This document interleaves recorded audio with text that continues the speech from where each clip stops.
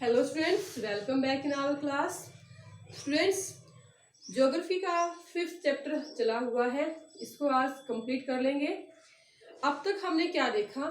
अब तक हमने पढ़ा है जो टाइप ऑफ फॉरेस्ट, जो अलग अलग टाइप ऑफ फॉरेस्ट थे, deciduous, evergreen, mangrove, mountain forest, इन सभी के बारे में हमने डिस्कस किया था।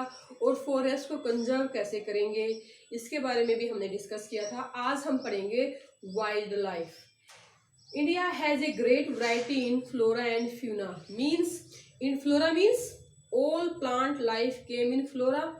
Fauna means all animal life came in fauna. तो हमें पता है कि इंडिया के अंदर बहुत सारे प्लांट स्पीसीज और एनिमल स्पीसीज देखने को मिलती हैं, या हम कह सकते हैं India has a rich variety of flora and fauna. तो हमने फ्लोरा के बारे में डिस्कस किया था। इस चैप्टर में हम क्या करने वाले हैं? वाइल्ड लाइफ के बारे में डिस्कस करेंगे। आज का जो हमारा टॉपिक है वो है वाइल्ड लाइफ, वन्य जीव के बारे में पढ़ेंगे। आपने जू के अंदर बहुत सारे एनिमल्स को देखा होगा, बर्ड्स को देखा होगा। Wild life of India is a great nature heritage. और इंडिया की जो वाइल्ड लाइफ है ये एक बहुत ही बड़ी विरासत है। It is estimated that about 4-5% of all known plant and animal species, पूरे अर्थ पे जितनी भी प्लांट और एनिमल हैं उनका 4-5% जो है वो इंडिया के अंदर एग्जिस्ट करता है।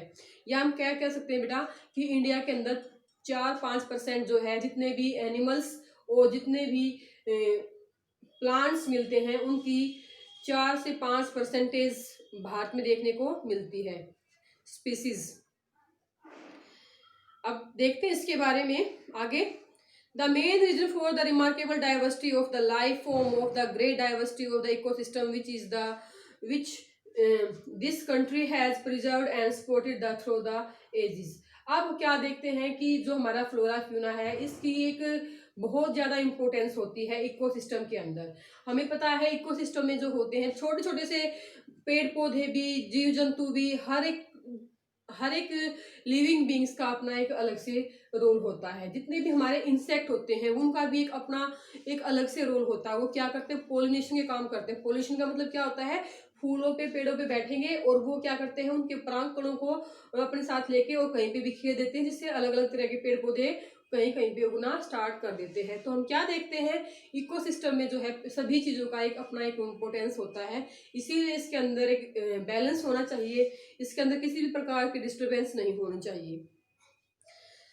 पर क्या हुआ है? Some of the important reason for decline the wild life area as follow. पर बहुत सारे कारण हैं जिससे जो वाइल्ड लाइफ, हमने पिछली वीडियो में क्या देखा था कि जिससे हमारे प्लांट लाइफ जो थी या प्लांट्स जो थे वो डिक्लाइन कैसे हुए थे उसके बारे में हमने पढ़ा था। अब हम क्या देखेंगे कि वाइल्ड लाइफ का मतलब क्या होते हैं कि जो जीव जंतु होते हैं उनके कम होने के क्या कारण हैं। Industrial and the technological advancement brought about the rapid increasing in the exploration of forest resources. क्या होता है? जनसंख्या बढ़ती जाती है और उससे क्या होगा?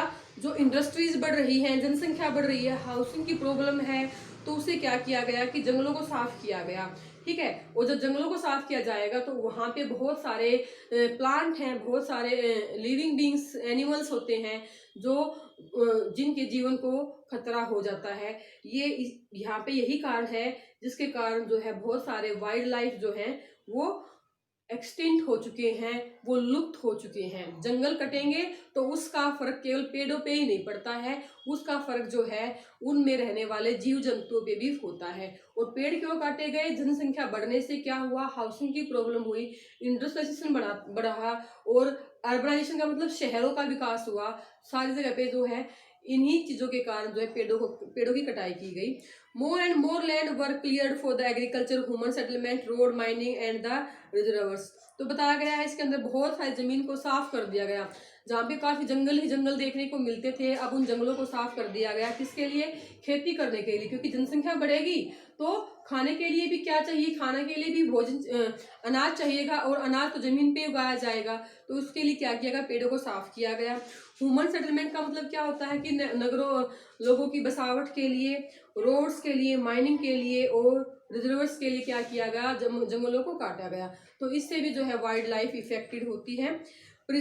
pressure on the forest mountain due to the lopping of the underfodder fuel wood and the removal of some timber by the local people। अब क्या होता है, बहुत सारे लोग ऐसे होते हैं कि जो जंगलों पर ही डिपेंड होते हैं, वो हर चीज़ जो जंगल से ही रिसीव करते हैं, जैसे कि फ्यूल वुड का मतलब जलाने के लिए जो लकड़ी होती है, बहुत सारे फोडर चारे के लिए भी, और जो है दूसरे जो सामान होते हैं, फल फ्रूट वेजिटेबल प्राप्त करते हैं जंगलों से, तो उसके लिए भी उनको जंगलों को काटना पड़ता है। Grazing by the domestic cattle used an adverse effect on the wild life and its habitat. और कई बार क्या होते हैं कि जो ग्रेजिंग मतलब जो पशुओं को चराने के लिए लेके जाते हैं जंगलों में, उसका भी जो है वाइल्ड लाइफ पे काफ़ी गहरा असर पड़ता है। Hunting was taken up as the sport by the elite and the 100। पहले क्या होता था कि कई बार राजा महाराजा अपने शौक के लिए जो है जानवरों का शिकार करते थे, और अब क्या करते हैं, now commercial poaching is repayment का मतलब क्या होता है, अब लोग अपने फायदे के लिए भी एनिमल्स का शिकार करते हैं। एनिमल्स के अंदर बहुत सारे अलग अलग पार्ट होते हैं जो काफ़ी यूजेबल होते हैं और काफ़ी वैल्यूएबल होते हैं, जैसे कि किसी किसी एनिमल के सींग होते हैं, किसी के दांत होते हैं, ठीक है, और किसी के जो स्किन होती है। तो यहाँ पे क्या करते हैं कि उन चीज़ों को लेने के लिए एनिमल्स को हंट कर दिया जाता है, शिकार कर दिया जाता है। इससे क्या होता है कि बहुत सारी जातियाँ जो हैं वो एक्सटिंक्ट हो चुकी हैं, लुप्त हो चुकी हैं, और बहुत सारी जो प्रजातियां हैं वो खतरे के निशाने पे हैं, मतलब खत्म होने वाली हैं। तो देखते हैं इसके अंदर, it is being left that the conservation of the wild life of the great significance of the national as well as the world heritage. हमें पता है कि जो वाइल्ड लाइफ है ये केवल इंडिया के लिए नहीं बल्कि वर्ल्ड हेरिटेज के लिए काफ़ी इंपॉर्टेंट होती है। अब देखते हैं इसके लिए wild life conservation India, India में गवर्नमेंट ने क्या क्या स्टेप उठाए हैं वाइल्ड लाइफ को प्रोटेक्ट करने के लिए। तो हमने क्या देखा है, पंचतंत्र और जंगल बुक की जो कहानियां पढ़ी हैं उसमें आप क्या देखते हो कि एनिमल्स जो है बातें करते हुए दिखाई देते हैं आदमियों के साथ। तो हम क्या कह सकते हैं कि स्टार्टिंग से ही जो है ह्यूमंस का और वाइल्ड लाइफ का एक तरह से कनेक्शन रहा है स्टार्टिंग से ही। 1972 में क्या किया गया, वाइल्ड लाइफ एक्ट पास किया गया था, जिसमें जो है conservation and the protection of the wild life in India. 1972 में क्या किया गया, एक एक्ट पास किया गया था जिसके अकॉर्डिंग जो है वाइल्ड लाइफ को प्रोटेक्ट किया गया, कंजर्व किया गया। और यहाँ पे the two main objective of the act वर, इसके दो ऑब्जेक्टिव थे। पहला क्या है, to promote the protection of the endangered species listed in the schedule of the act. अब जो स्पीसीज एक्ट में या लिस्ट में है उनको इंडेंजर्ड के लिस्ट में है उनको बचाना, उनको प्रोटेक्ट करना। And legal spot to conservation area of the country classify as the national park. और बहुत सारे जो ऐसे पार्क हैं उनको लीगल का सपोर्ट का मतलब क्या, कानूनी सपोर्ट प्रोवाइड करवाना और उनको नेशनल पार्क के रूप में क्लासिफाई करवा देना। मतलब पहला क्या है कि उन स्पीसीज, वो जातियां जो खतरे में हैं उनको प्रोटेक्ट करना, और प्रोटेक्ट करने के लिए नेशनल पार्क बनवाना और उनको लीगल प्रोटेक्शन देना कि ये एरिया नेशनल पार्क के अंडर में आता है और यहाँ पे जो है कोई भी ह्यूमन एक्टिविटी नहीं की जाएगी किसी भी तरह की। तो ये दो एक्ट पास किए गए थे, पर this act was has been, इसमें अमेंडमेंट किया गया था 1991 में। 1991 में फिर से इसके अंदर अमेंडमेंट किया गया, क्योंकि क्या हुआ, केवल प्रोटेक्शन उन्हीं को मिला जो इंडेंजर लिस्ट में थे, और जो दूसरे एनिमल्स थे उनको फिर भी लगातार जो है उनका शिकार किया जाता रहा। तो यहाँ पे क्या होता है कि 1991 में फिर से इसके अंदर एक अमेंडमेंट किया गया, और जो लोग हैं वो शिकार करते हुए मिले तो उनको क्या बताया गया कि उनके साथ more strength and has made provision to protection of the specified plant species. तो उनके लिए काफ़ी कठोर सजा का प्रावधान किया गया, और जो है स्पीसीज और को कंजर्व और इंडेंजर्ड स्पीसीज जो थी और वो एनिमल्स थे उनको और भी ज़्यादा प्रोटेक्शन दिया गया 1991 के एक्ट के अकॉर्डिंग। मतलब सजा को और कठोर कर दिया गया, और सभी जो एनिमल्स थे वाइल्ड लाइफ के अंदर जो भी एनिमल्स आते हैं उन सभी को और भी ज़्यादा प्रोटेक्ट किया गया, कंजर्व किया गया। तो यहाँ पे क्या बताया गया है, 103 नेशनल पार्क बताए गए हैं और 535 वाइल्ड लाइफ सेंचुरीज बनाई गई हैं अप्रोक्सीमेटली, लगभग। ये डेटा हर बुक में अलग अलग मिलेगा। तो देश के अंदर बहुत सारे बायो रिजर्व्स हैं, नेशनल पार्क हैं और वाइल्ड लाइफ सेंचुरीज हैं। इनमें अलग अलग डिफरेंस होता है। नेशनल पार्क जो है वो बायो रिजर्व से छोटे होते हैं, ठीक है, और जो सेंचुरीज हैं वो और भी छोटी होती हैं। तो ये कुछ इनके अंदर डिफरेंसेस होते हैं। Wild life conservation has a very large amendment with the abundant potential for the well being human kind. तो यहाँ पे क्या बताया गया है, जो वाइल्ड लाइफ कंजर्वेशन है वो उसका दायरा काफी बड़ा है। एंड अमेंडेंट द पोटेंशियल, जिसके जिसके द्वारा जो है well being of human kind के लिए और भी जो अच्छे से काम किए जा सकते हैं। However, this can be achieved only when the individual understand its significance or the contribution his bit। परंतु ये तभी होगा जब हर एक व्यक्ति अपनी जिम्मेवारी को समझेगा। For the purpose of the effective conservation of the flora and fauna, the special steps have been initiated by the government। अब गवर्नमेंट ने क्या किया, फ्लोरा और फ्यूना पेड़ पौधों को और वाइल्ड लाइफ को प्रोटेक्ट करने के लिए जो है दूसरे भी कदम उठाए हैं। With the help of the collaboration का मतलब क्या होता है, हेल्प ऑफ द यूनेस्को की हेल्प भी ली गई है फ्लोरा और फ्यूना को प्रोटेक्ट करने के लिए। इसके according man and biosphere programme start किए गए हैं इंडिया के अंदर। Man and biosphere programme start किए गए हैं इंडिया के अंदर, किसकी मदद से, यूनेस्को के मदद से। क्यों, ताकि पेड़ों को और फ्लोरा और फ्यूना को प्रोटेक्ट किया जा सके। Special schemes like project tiger, और हर टाइम टू टाइम जो है अलग अलग स्कीम्स निकाली गई है। 1973 में टाइगर प्रोजेक्ट निकाला गया था, और प्रोजेक्ट एलिफेंट 1992 में इसके साथ लॉन्च किया गया था, to conserve the species and their habitat in a sustainable develop manner. तो इन्हें क्या किया गया था कि टाइगर को और एलिफेंट को जो है एक तरह से कंजर्व करना था, उनकी संख्या को बढ़ाना था, उनको खत्म होने से बचाना था। तो प्रोजेक्ट टाइगर जो था ये 1973 में शुरू किया गया था। The main objective of the scheme is to ensure the maintenance of the valuable population of the tiger. तो यहाँ पे टाइगर्स की मेंटेनेंस का एक तरह से रख रखाव देखना था कि वो किस तरीके से इन्वायरमेंट में वो रह रहे हैं। और यहाँ पे इंडिया के अंदर पॉपुलेशन ऑफ द टाइगर, उनकी संख्या को बढ़ाना भी था। Tiger in India for the scientific, किसके लिए, साइंटिफिक का मतलब विज्ञान के लिए, एस्थेटिक का मतलब सौंदर्य के लिए, कल्चर के लिए, इकोलॉजिकल वैल्यू के लिए इनकी संख्या को बढ़ाना था। And to preserve the area, और इनको प्रिजर्व किया गया, area of biological importance as the natural heritage for the benefit and education और एम्प्लॉयमेंट। और जो है इनकी इम्पोर्टेंस, बायोलॉजिकल भी इनकी इम्पोर्टेंस होती है एजुकेशन के लिए और एंजॉयमेंट के लिए। बहुत सारे हम जू में किस लिए जाते हैं, एजुकेशन के लिए भी और एम्प्लॉयमेंट और इंजॉयमेंट के लिए जाते हैं। हमें वहाँ से बहुत सारी चीज़ें देखने को भी मिलती हैं और वहाँ पे हमारा इंजॉयमेंट भी होता है। तो यहाँ पे बस इतना ही बताया गया है कि जो प्रोजेक्ट टाइगर जो लॉन्च किया गया था वो इन 9 टाइगर रिजर्व थे। अब उसका जो एरिया था वो कितना था, 16,339 स्क्वायर किलोमीटर था। बाद में जो है इन कंपोजिंग द, जो ये एरिया बढ़ गया था, और इसके अंदर जो है ये बाद में 17 स्टेट्स के अंदर जो इसको बांट दिया गया था। तो ये कुछ स्टेप उठाए गए थे टाइगर प्रोजेक्ट को लॉन्च करने के बाद। इसके साथ साथ दूसरे भी प्रोजेक्ट बनाए गए हैं। क्रोकोडाइल ब्रीडिंग प्रोजेक्ट है, जिसमें क्रोकोडाइल की संख्या को बढ़ाने के लिए, प्रजनन के लिए, और project Hangul and the conservation of the Himalaya musk deer have been launched by the government. दूसरे भी जो जीव थे जैसे कि क्रोकोडाइल है, हंगल है, मास्क डियर जो मृग होते हैं, सुंदरी मृग जो हिमालय के अंदर पाए जाते हैं, इनको भी कंजर्व करने के लिए अलग अलग टाइम पे अलग अलग जो है प्रोग्राम बनाए गए हैं गवर्नमेंट के द्वारा। बायोस्फीयर के बारे में बात करते हैं। Biosphere reserve is a unique and the representative ecosystem of the territorial and the coastal areas. जो बायोस्फीयर होते हैं वो उसमें क्या होता है बेटा, वो टेरिटरी का मतलब वो जमीन पे भी पाए जाते हैं और कोस्टल एरियाज के अंदर भी पाए जाते हैं। And internationally recognise with the framework of the UNESCO man and the biosphere programme.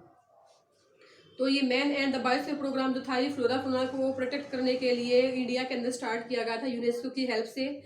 The biosphere reserves aim to achieve the 3 objective of the respected figure. There are 18 bio reserves in India. India के अंदर जो है 18 bio reserves हैं, पर 10 bio reserves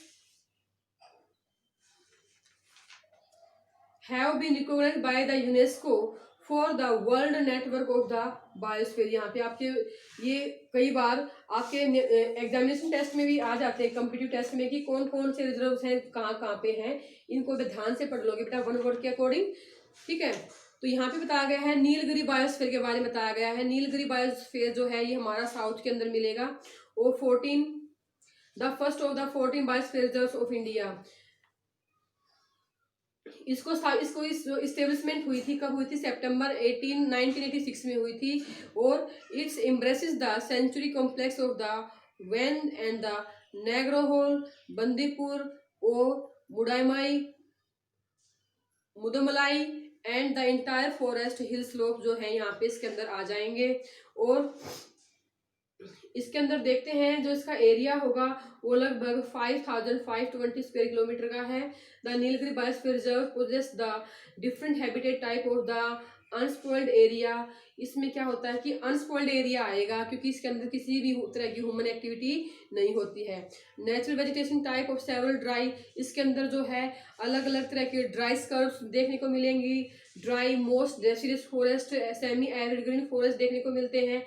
wet evergreen forest है, evergreen salts, grassland swamp, यहाँ पे हर तरह की जो है ये नेचुरल फॉर्म देखने को मिलती है। It include the largest non population of the 2 endangered animal species.